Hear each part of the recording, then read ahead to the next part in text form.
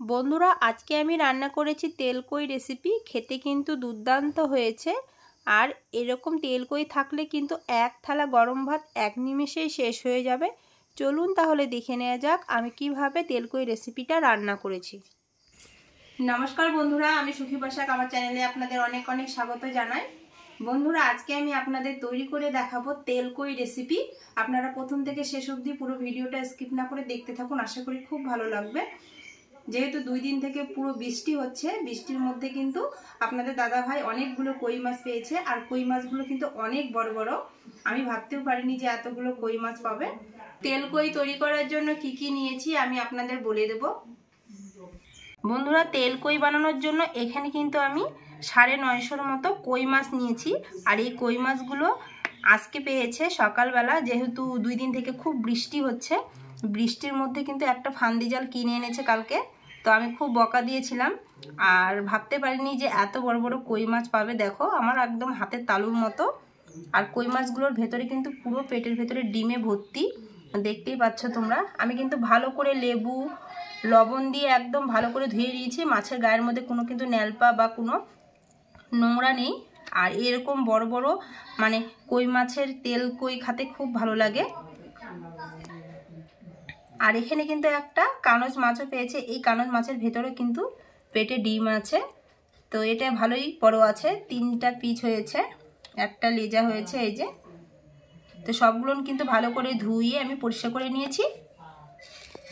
আর এখানে কি কি কেটে নিয়েছি, পেঁয়াজ কুচি, ধনেপাতা কুচি, রসুন থেতো করে নিয়েছি, কাঁচা লঙ্কা চিড়ে নিয়েছি, একটা টমেটো নিয়েছি, শুকনো লঙ্কা, তেজপাতা। এরপর আমি কই মাছের মধ্যে লবণ হলুদ দিয়ে দেব, দিয়ে ভালো করে কিন্তু মেখে নেব।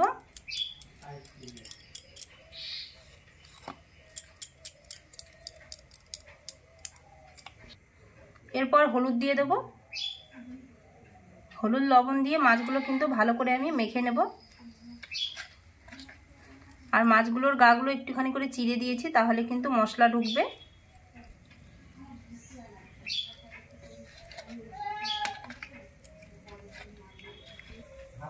মাছের মধ্যে ভালো করে কিন্তু হলুদ লবণ মেখে নিয়েছি। কড়াই গরম হয়ে গেছে, কড়াইয়ের মধ্যে দিয়ে দেবো তেল। বন্ধুরা কড়াইয়ের মধ্যে কিন্তু তেল গরম হয়ে গেছে, এবারে এক এক করে মাছগুলো তেলের মধ্যে ছেড়ে দেবো।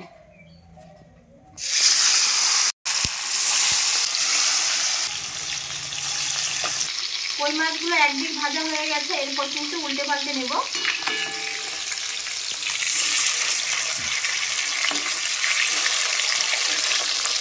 আর কই মাছগুলো কিন্তু অনেক বড় বড় বন্ধুরা, একটা কই মাছের ওজন 100-150 করে।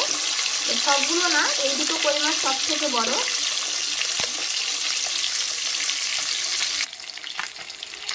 বন্ধুরা মাছগুলো কিন্তু উল্টে পাল্টে ভালো করে ভেজে নিয়েছি, এখন কিন্তু তুলে নেব।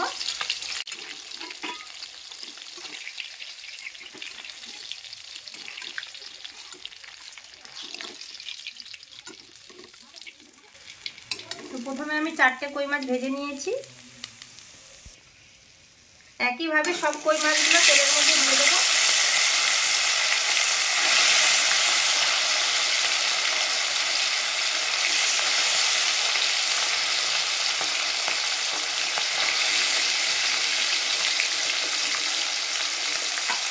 সব মাছগুলো ভাজা হয়ে গেছে, এখন আমি তুলে নেব। আর আমি কিন্তু কই মাছের মাথাগুলো ফেলে দিয়েছি, কারণ কই মাছের মাথার মধ্যে কিছু থাকে না আর শক্ত, সেই কারণে মাথাগুলো ফেলে দিয়েছি। আপনারা চাইলে নিতে পারেন। বন্ধুরা মাছ ভাজার তেলগুলো তুলে নিয়েছি। এরপর দিয়ে দেবো কড়াইয়ের মধ্যে সরিষার তেল। আর সরিষার তেল দিয়ে কিন্তু তেলকই রান্না করলে সব থেকে খেতে ভালো লাগবে। তেল গরম হয়ে গেছে, কড়াইয়ের মধ্যে দিয়ে দেবো আমি একটা তেজপাতা, 2টো শুকনো লঙ্কা, 1/2 চামচের মতো দিয়ে দেবো কালো জিরে। তেলকইয়ের মধ্যে কিন্তু কালো জিরে দিলে সব থেকে বেশি খেতে ভালো লাগে, সেই জন্য এখানে আমি কালো জিরে দিয়ে দিলাম। জিরেটা একটু ভাজা ভাজা করে নেব। এরপর দিয়ে দেবো থেতো করে রাখা রসুন। রসুনটা একটুখানি ভাজা ভাজা করে নেব। এরপর দিয়ে দেবো পেঁয়াজ কুচি। আবারও পেঁয়াজটা ভালো করে ভেজে নেব আমি। পেঁয়াজ রসুন লাল লাল করে ভেজে নিয়েছি আর কালারটা কিন্তু খুব সুন্দর হয়েছে। এরপর দিয়ে দেবো আমি কেটে রাখা টমেটো। টমেটোটা দিয়ে একটুখানি ভাজা ভাজা করে নেব।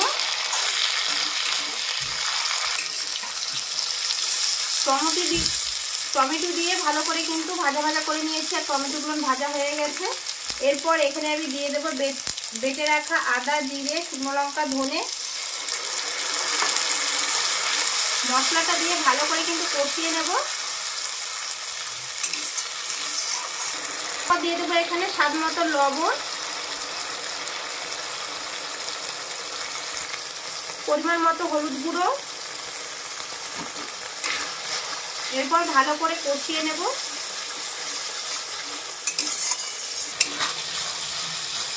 মশলা কিন্তু ভালো করে কষাতে হবে, না হলে মশলার যে একটা কাঁচা গন্ধ থাকে তাহলে কিন্তু খেতে একদমই ভালো লাগে না। মশলা ঘন ঘন নাড়াচাড়া করে একদম ভালো করে কষিয়ে নিতে হবে। মশলা কিন্তু ভালো করে কষানো হয়ে গেছে আর মশলার চার সাইডে কিন্তু তেল ছাড়তে শুরু করে দিয়েছে। এরপর আমি এখানে দিয়ে দেবো গ্রেভির জন্য জল।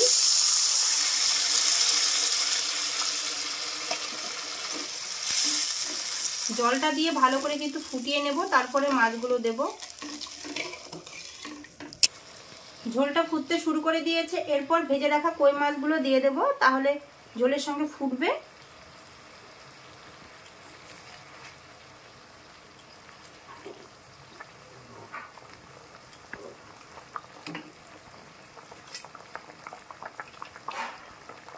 এখানে আমি 6টা কই মাছ দিয়ে দিলাম, আরগুলো সব রেখে দিচ্ছি। এই গ্রেভিটা ফুটছে আর চিড়ে রাখা 4টে কাঁচা লঙ্কা দিয়ে দিচ্ছি। কই মাছ রান্নাটা আমার প্রায় হয়ে এসেছে। নামানোর আগে দিয়ে দেবো এখানে গরম মশলা গুঁড়ো।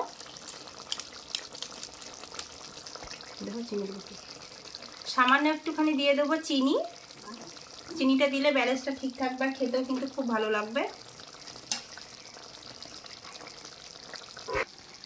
নামানোর আগে দিয়ে দেবো একটুখানি ধনেপাতা কুচি। আর এই ধনেপাতাটা দেওয়ার কারণে কিন্তু খুব সুন্দর একটা ফ্লেভার আসবে আর খেতে কিন্তু খুব সুন্দর লাগবে। ধনেপাতা গরম মশলা দিয়ে হালকা করে নাড়িয়ে দেব। আর কই মাছের তেল কইটা কিন্তু আমার একদম রান্না হয়ে গেছে।